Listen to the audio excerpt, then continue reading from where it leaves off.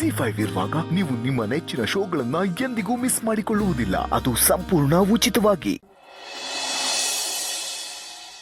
ಸರಿ, ಈ ಫೈಲೆಲ್ಲ ಇವತ್ತೇ ಕ್ಲಿಯರ್ ಮಾಡ್ಬಿಡ. ಮಹೇಶ ಕೆಫೆ ನೋಡ್ಕೊಳ್ಳೋದ್ರಿಂದ ನನಗೆ ಬೇರೆ ಕೆಲಸಗಳಿಗೆ ಓಡಾಡೋದು ಸ್ವಲ್ಪ ಸುಲಭ ಆಯಿತು. ಅವನಿರೋದ್ರಿಂದ ನನಗೆ ಆನೆ ಬಲ ಬಂದಂಗಾಗಿದೆ. ತಾತ ಸಮರ್ಥ್, ಬನ್ನಿ ಬನ್ನಿ.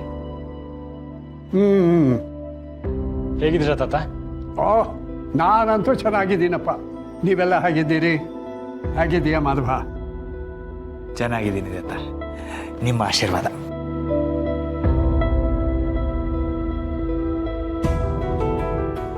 ಬಿಡು ಪಾಪು, ನಡೆಯೋಕ್ಕಾಗದಿರೋ ಅಷ್ಟೇನು ನನಗೆ ಸುಸ್ತಾಗಿಲ್ಲ. ಆದರೂ ಈ ಟೈಮಲ್ಲಿ ನೀವು ಆರಾಮಾಗಿರ್ಬೇಕು. ಮಾವ, ನೀವು ಕೂತ್ಕೊಳ್ಳಿ. ನಾನು ಕೂತ್ಕೋತೀನಮ್ಮ. ನಂದು ಒಂದು ಜೀವ, ಆದರೆ ನಿಂದು 2 ಜೀವ. ನೀ ಕೂತ್ಕೋ ಕೂತ್ಕೋ.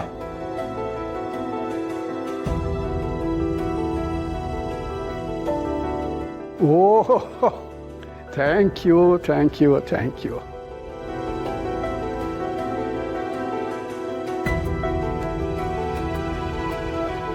ಸೊಸೆ ಅಂದರೆ ಚಿನ್ನದಂಥ ಸೊಸೆ ಕಣಮ್ಮ ನೀನು.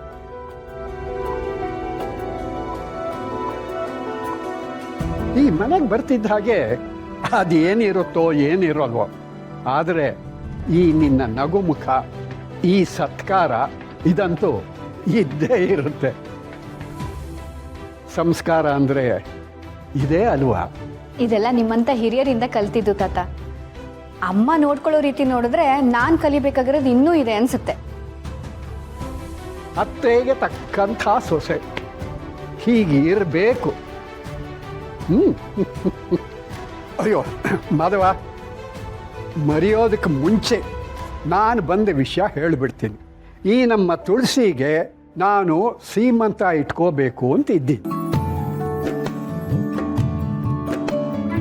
ಸೀಮಂತನ? ತಾತ, ನಾವು ನಮ್ಮ ಮನೇಲಿ ಅಮ್ಮನಿಗೆ 4 ತಿಂಗಳಿದ್ದಾಗಲೇ ಬಯಕೆ ಶಾಸ್ತ್ರ ಮಾಡಿದ್ದೀವಿ. ಅದು ನಿಮ್ಮನೇಲಾಗಿದ್ದಪ್ಪ. ತವ್ರ ಮನೆಯಿಂದ ಅವಳಿಗೊಂದು ಸೀಮಂತ ಮಾಡೋದು ಬೇಡವೇ? ಅದು ನನ್ನ ಖುಷಿ ಕಣೋ. ಏನಂತೀಯ ಮಾಧವ? ಅಯ್ಯೋ, ಇದರಲ್ಲಿ ಹೇಳೋದೇನಿದೆ?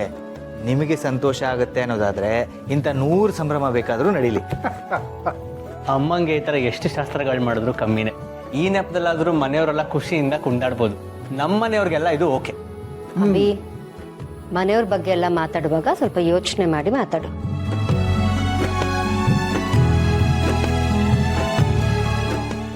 ಏನಾಯ್ತು ಶಾರ್ವರಿ? ಸೀಮಂತ ಶಾಸ್ತ್ರ ಮಾಡೋದು ನನಗೂ ಇಷ್ಟನೇ ಬಾಬಾ.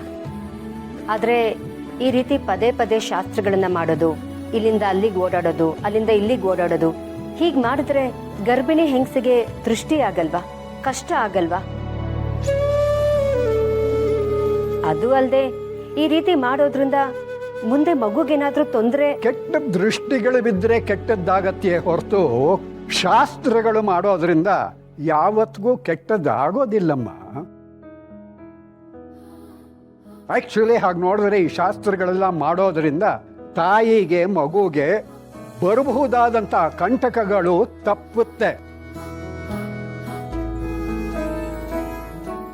ZEE5 ಆಪ್ ಡೌನ್ಲೋಡ್ ಮಾಡಿ ಎಲ್ಲಾ ಸಂಚಿಕೆಗಳನ್ನು ಸಂಪೂರ್ಣ ಉಚಿತವಾಗಿ ನೋಡಿ.